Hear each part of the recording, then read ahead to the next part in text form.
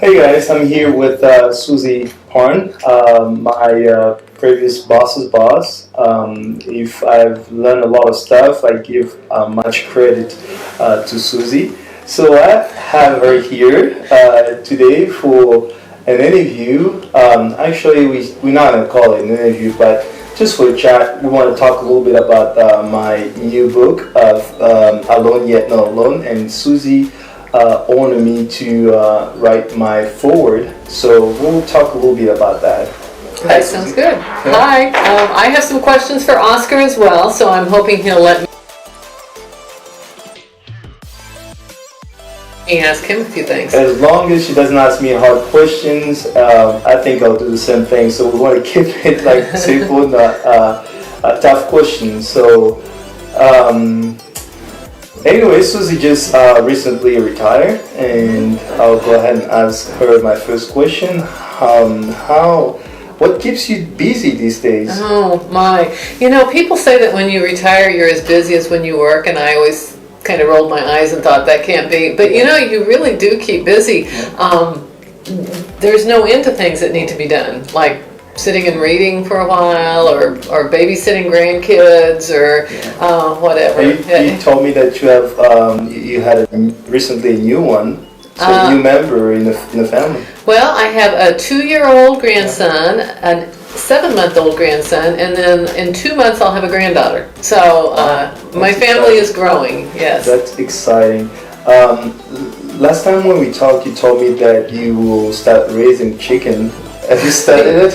You know, I haven't yet. I want to raise chickens, and I want to keep honeybees. Those are the two of the things that I'm intending to do. So I'm still reading about it, figuring out how to do it, and then bees. That's scary. Yeah. But believe it or not, growing up, I had some chickens. You did? Yeah, I did. Wow. So maybe you could tell me a little bit about raising chickens. I mean, I was just following my heart, and I didn't know. I don't have much experience, but I had chickens. Yeah. I was a kid. Yeah.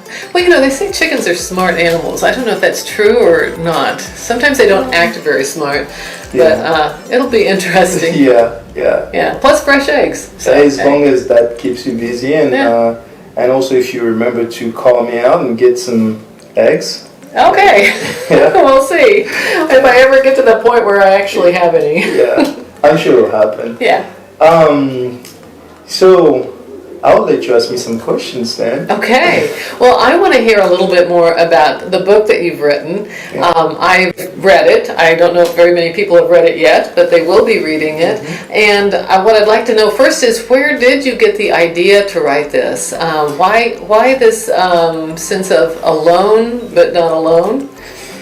Wow. She started with a tough question. Actually, it wasn't more of an idea to write this book, and after I wrote the first book, Finding Your Identity, I told the lady that did my editing, I told her, it'll take me a while before I write a book, and but before I know it, I had an experience, being working full-time and being full-time in the ministry. There was this particular night I wanted to talk to somebody, and I felt alone, and I called people on the phone even when they were trying to. There was just something going on in my heart. I was burned out, and even when I called people on the phone, they would talk to me, but it didn't make sense to me.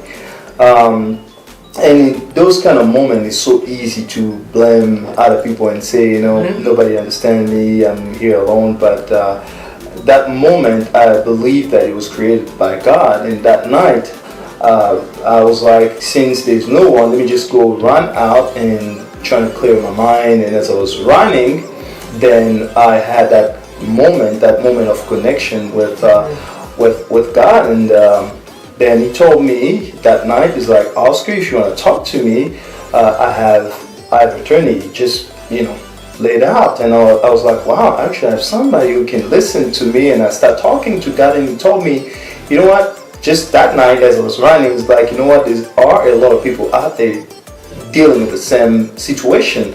Talk about it. Go talk about it. Go tell them what I have told you. So I went on, ran back home, started taking note, and that's Okay. how the inspiration come. So you had this really insightful experience, an Yes. epiphany, really, is Mhm. what you had, but you felt like you were also told at the same time that you had to share it and share it Yes. through writing. Yes. Okay. Yes. Yeah. I mean, it's easy for me to express my feelings through writing. Yeah. You really do have two full-time jobs, though. Yeah. Where did you find the time to write? I mean, when you love something, you make time.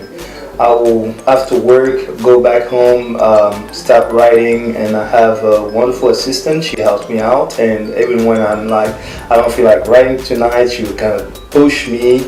But I have all kind of tools. I record my voice.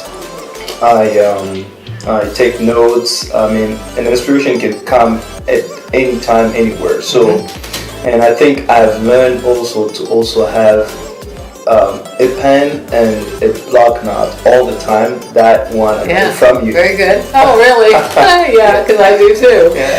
Good, good. One of the things that's so wonderful about writing that I'm sure you know is that when you do that, sometimes you discover things about yourself, or things seem to fit together in a way that they wouldn't before. I think a lot of times as we're going through difficult situations, if we can just write about it, and we don't have to be able to write well, just writing about it helps us fit things together.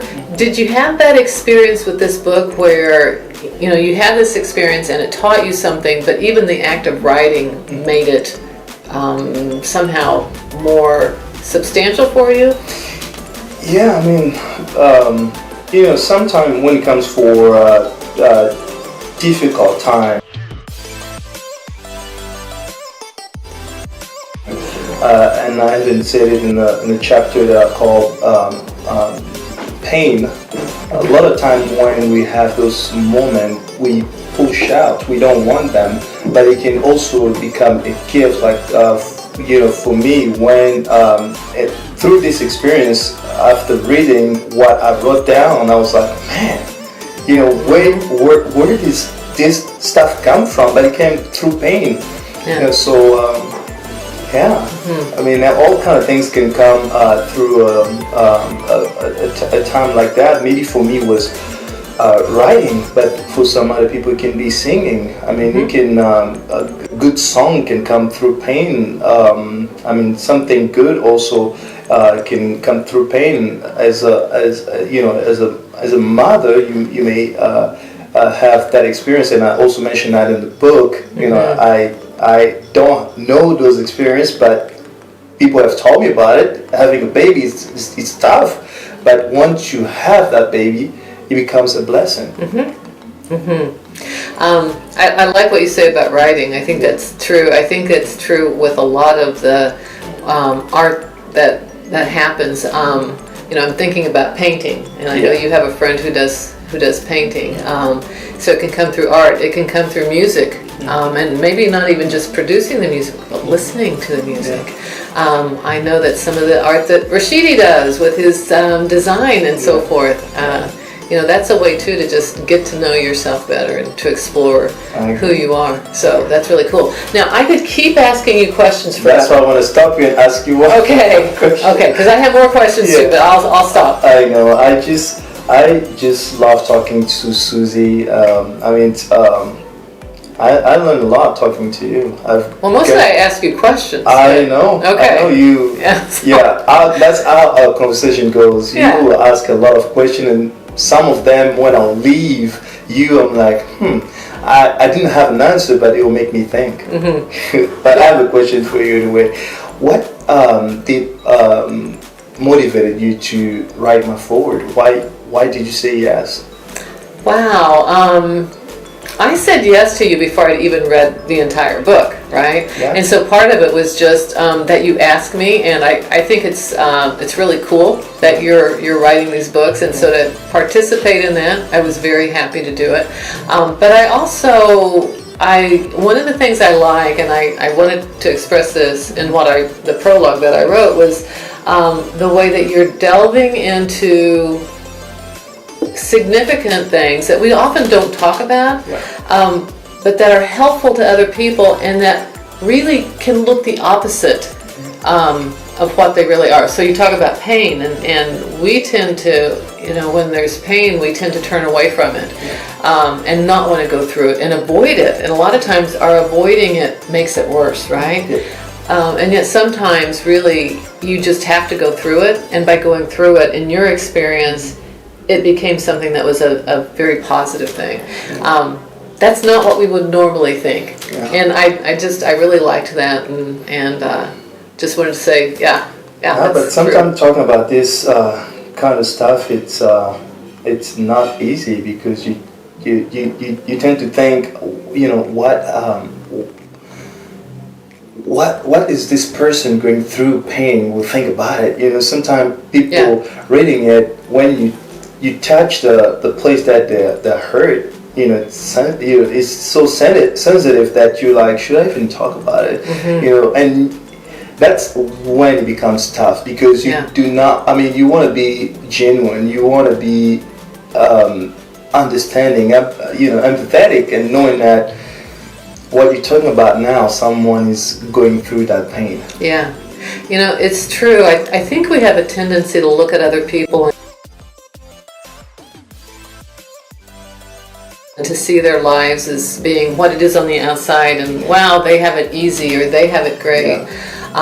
But one of the things that I think becomes obvious over time is that everybody has pain points. Yeah. Everyone's been through something painful. Many people continue to have pain ongoing, and you may not see it, but it's part of being human for whatever reason. Yeah. Who knows why, but that really is the way it is. And that we can learn from each other and help each other, which is what your book does. It's an attempt to help other people through that pain. Well, I'm trying. Hopefully that it'll be successful. Like in the book, there's a poem that I wrote. I said, I'm trying to quote here. I said, the pain that I can't describe, but I will test so that I can testify. So sometimes we need to accept that process to being broken in order to share our experience with others. Mm-hmm. Yes. Yeah. But anyway, you told me that you just go to random places and where there's a crowd and just sit by yourself and enjoy it. I used to do that more than I do now. I've been really busy the last few years and really haven't had the chance. But I do enjoy being in a crowd of people by myself, whether I'm reading or journaling or nothing whatsoever. I don't mind that for whatever reason. It somehow is kind of affirming for me. So when you're on the plane, you don't want to talk to anybody, just want to read? That's true. I know people who will get on an airplane and start talking to their seatmate. Well, and you meet interesting people, so I think that when you don't do that, you may miss that opportunity. That's how I met my mother. On the plane. Yeah. Well, I've heard of people who meet very interesting people. I probably missed out on that opportunity because when I'm on an airplane, I very much like that feeling of people around me, but I'm there with my whatever it is that I'm doing, and I need to consider probably reaching out more. I used to enjoy just my own time being by myself, and I did explain that in the book. It came from when I was little. If my brothers would be rough on me, I'll go to my dad to my father and I tell him, it's like, just stay on your corner and nobody. So it becomes a character. But now today I can be both. I can be by myself and I can be with people, and I'm okay with it. But I'm kind of forcing myself. Not now, but at some point I had to force myself to be with people in order to break it. Yeah. But what you say really makes sense, and what it makes me think of is sometimes when our lives are the busiest, that's when I was doing the most traveling, and I had little kids, I had work, I had all kinds of things going on, and sometimes that 2 hours on an airplane was the only time I got to be by myself, right? Yeah. So that could be part of it too. So it's hard to know when you had your moment you're like, I just want to rest, and people don't know that, and they want to reach out. Yeah. And I did talk a little bit about that also in the book, but anyway, I have to ask her a question. So you work for, we worked for the same company anyway with Susie. Yes. So she has been the longest, and I just want to ask her some question about people that come, whether it's in this company or elsewhere. How can someone just stay with the same company for more than 25 years? That's how long you worked for. I was there 25 years, and I'm still doing part-time work. And she can't stop. Yeah. Somebody needs to stop her. She needs to go take care of those chickens. Yeah, well, I'll do that too. Yeah. So what advice can you tell someone? I mean, how do you even stay with the same company for that, long time? I don't know. I can make some guesses for you. It's because some of it was I didn't know that I really planned to when I started. Part of the reason is because it is a good company that has been growing. The same time that I was growing professionally, the company was growing, and so there continued to be new opportunities. I really like change, and the company changes a lot. And so I was able to do jobs that I really liked and that were fun. It worked with my life. I liked being in a big company, but really being in a small community. So that worked too. But some of it was that time goes so fast. And everyone has, I think, periods in their work life that are troughs that go down, right? You have really great fun times, and then you maybe get a little bored, and then you have great times again, and then maybe you have problems with your boss, and then you have great times again. And if you can stick with it and last through those down times, for me, it always came back up. And so it's not like it was 25 years of bliss. But would you say you had those moments? Yeah. And how did you handle the moment that like, my job kind of sucks right now? How did you handle it? I looked for change. And I think many times we believe that we're stuck. And when you're stuck, it's time to look at where is it that you can change things. Maybe within your work, it's doing things a little bit different. Maybe it's having conversations about other kinds of jobs. Maybe it's trying to mend a relationship that is giving you, fits. But there's different things that we can do. And so it is realizing you're never helpless, right? You can always leave the company. If things got so bad, before I came to Dot, I did leave a company where I thought it wasn't going to change. But really, so much of where we're at with our lives and our work and families and everything else, it's us, right? And so we work on that and look for the good. And in my experience, it always came back and ended up being good. But how can you be effective in a very big company? Yeah, that's good. That's a good question. I think it's you work first with the people closest to you, right? Your coworkers. It could be your bosses. It could be the people who report up through you or around you, and you look for me, it was looking for positive change.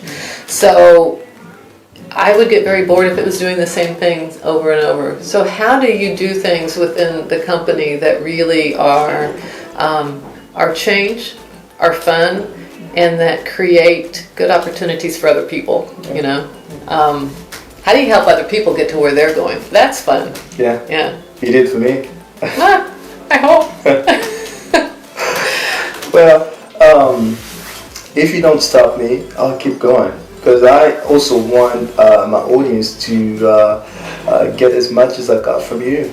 Oh, well, thank you. Yeah. And what I got from you, I think we all teach each other lessons. And as long as we're really listening to each other and we want to learn, then it's good stuff. Are you a good listener? I work very hard to listen well. I practice it a lot. So sometimes I'm better than others. So do you practice with your family? Because I know at Yes. work I can tell you're a good listener, but sometimes we can be just good at some spot and not to others. So would you say you do a good job also in your family listening? And I remind myself to listen. I think, I don't know if I'm like other people where I don't know if it comes naturally to anybody really to listen. You know, we've got so much stuff going on in our head. But I try to remind myself that that's really where it's at. And, you know, what's most important to you? It's your relationships, right? And really, it's all listening is where it's at to build those relationships. So I try. why do you think that, some family will pay someone to go listen to them? Maybe whether it's a husband or a wife, they'll go and pay somebody to listen to them while they have a partner. I think could be a couple of reasons. One is they haven't been successful in finding other people to listen to them, and so this is a way to more ensure it. Sometimes, though, it really helps when you have big things to talk about, to talk to somebody outside of the situation, because the people who are closest to us, they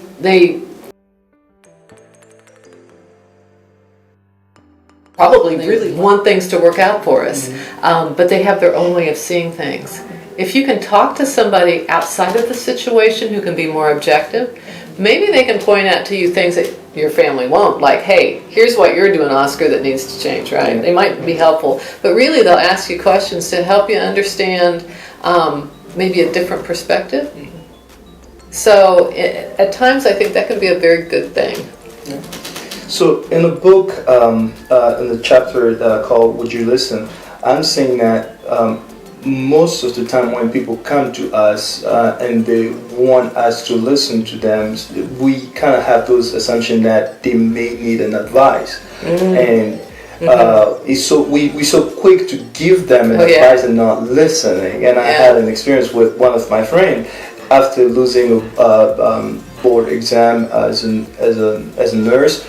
She will talk to me for weeks, and she will tell me how she feels, and I'll just listen. I won't say a word, but then it was weeks. It was for weeks. I'm like, she needs to move on. I was like, let me give her an advice. So I told her, you know what, you have to move on. And it was just at that moment I pulled the trigger, and she was on fire, and she got mad. And then I realized that sometimes when people come to us, they just want somebody to listen to them. What do you think about it? I think a lot of times that's what it is. They want someone to listen. They're not necessarily asking for advice. I think many of us, me included, have this urge to jump in and to give advice because we care and we think that we can help. And yet many times we're not expert on what we're giving advice on, right? And that's not what they're asking for. Now in your example, I would say you earned the right by listening to tell her what you thought. And I don't think that was intrusive because you were her friend and you were saying it because you felt that she needed to hear it. Don't you think we have to ask first, do you want to know my opinion on the subject, or we just have to jump? Because I think after that experience I learned that I have to ask if the person wants to hear what I have to say. I think that's something good that you can do because a lot of times we don't know. Yeah. Sometimes we know if we sat back and thought. But it's hard. People tell us about their experiences and we want to jump in and say, hey, well, let me tell you how that was an experience of mine. Yeah. And that's not really what they need. So each situation is different, but that's all part of that listening is really being able to absorb and not necessarily make it your thing. Yeah. I think one thing I want to know, I'm sure that you also want to know, Susie, who's your favorite author other than me? Oscar. Yeah. Wow, I have so many favorite authors. I couldn't give just one. I have people who are writing books today, and people who wrote books a long time ago. Okay, I'll make it easier. Okay. Top 5. Okay, I'll tell you my top 5. But it will change over time. Yeah. Gosh, I don't even know if I could tell you my top 5. So I think on the top 5, I come number 1. Well, 1 number would be 2, Oscar. and maybe 3 and 5. Yeah. Maybe. Yeah. Yeah, I lately have been reading a lot of books, and I've been reading books by many people who I really like. So what, when you go find a book,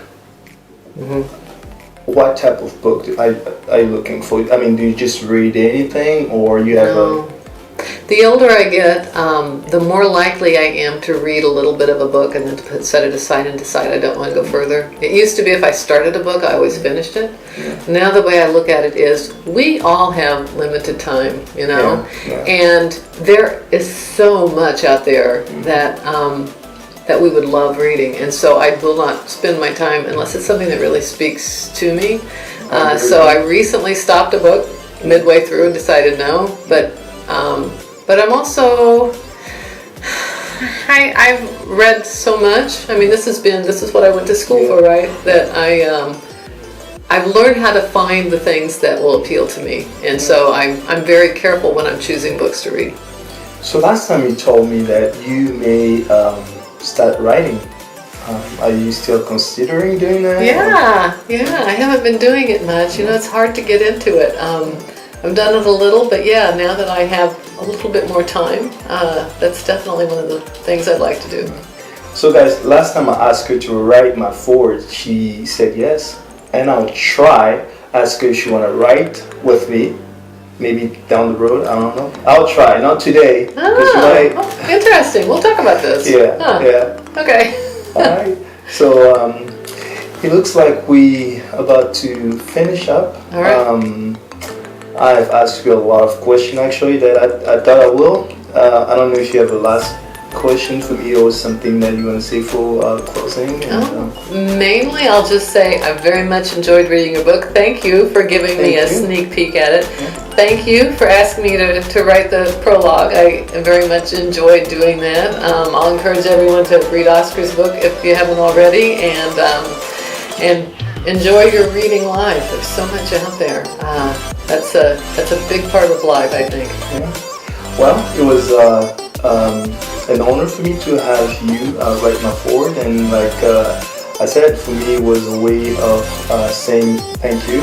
And I know you have such a humble heart. Even when I say that, you say, yeah, you saying thank you to me back. But I really, really appreciate you a lot. And even now that you retire, we still hang out. That's how nice Susie is to me. Well, I'll say thank you back. Yeah. Thank you. Okay. I'll take it. Okay. All right, guys. Till I see you soon. I hope you enjoy my time here with Susie. Hope you learned something. And like she said, the book is already available. It's on Amazon. Go ahead and get yourself a copy, and please,